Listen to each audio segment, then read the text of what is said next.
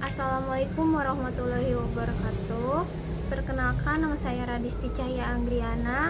Pada kesempatan ini saya akan menjelaskan hasil studi kelayakan bisnis dari startup Agril Pro, sebuah platform agritech yang menghubungkan petani lokal dengan konsumen dan pasar ekspor.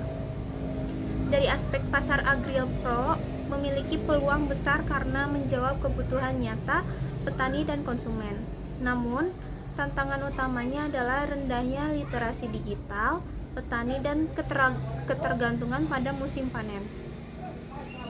Secara teknis, platform ini menawarkan sistem pre-order, rantai pasok digital, dan harga komoditas real-time.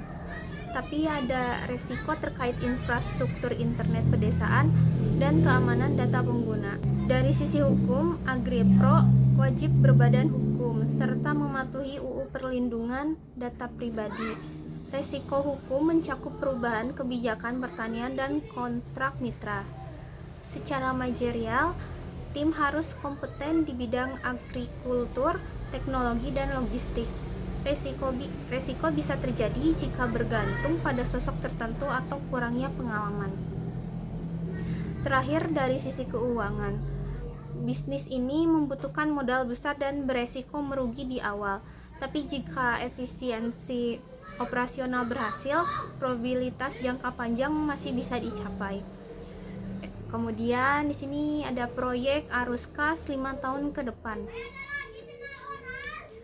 Berdasarkan asumsi yang realistis, biaya pengembangan aplikasi sebesar 300 juta di tahun pertama, biaya promosi dan akuisisi pengguna 150 juta per tahun, dan biaya operasional 200 juta yang meningkat 10% tiap tahun.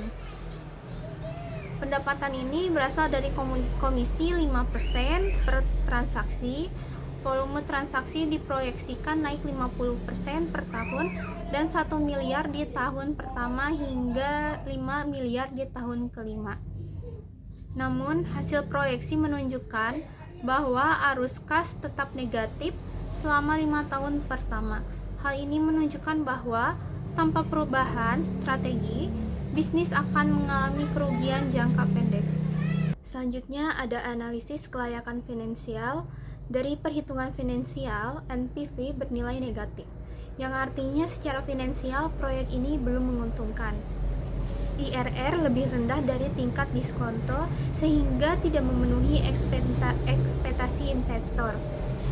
Payback period tidak tercapai dalam 5 tahun karena semua tahun menunjukkan arus kas yang negatif. Profitability index di bawah 1, artinya nilai manfaat lebih kecil dari nilai investasi awal.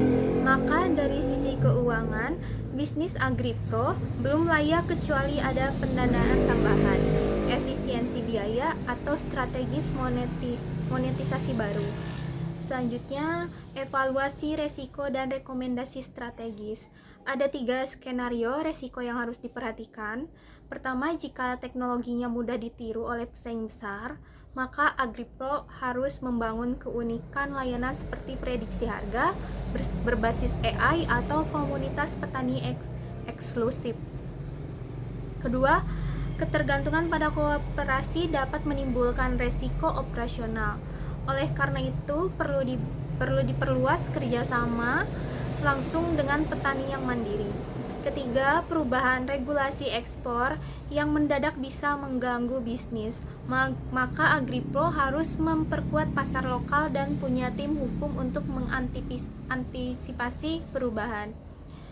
Rekomendasi strategis mencakup penambahan fitur seperti e-wallet dan microfinance, membentuk tim legal, serta menjalin kerjasama dengan fintech dan universitas pertanian. Dengan strategi ini, AgriPro akan lebih siap menghadapi tantangan dan bersaing secara berkelanjutan. Sekian presentasi dari saya. Terima kasih perhatiannya. Wassalamualaikum warahmatullahi wabarakatuh.